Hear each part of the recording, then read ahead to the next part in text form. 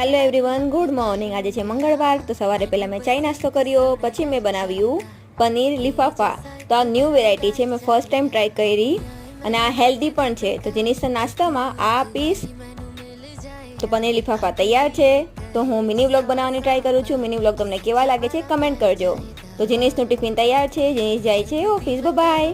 તો જેનીસ ઓફિસ ગયા પછી મેં પેઠાનું જ્યુસ બનાવ્યું। આ પણ હું ફર્સ્ટ ટાઈમ ટ્રાય કરીશ। તો પેઠાના જ્યુસમાં આપણે નાખશું સંચર અને લીંબુ। તો પેઠાનો જ્યુસ રોજ એક વખત પીવો જોઈએ, એ બહુ હેલ્ધી હોય છે। મેં યુટ્યુબ વિડીયોમાં જોયું હતું। તો ચલો પીએ પેઠાનો જ્યુસ।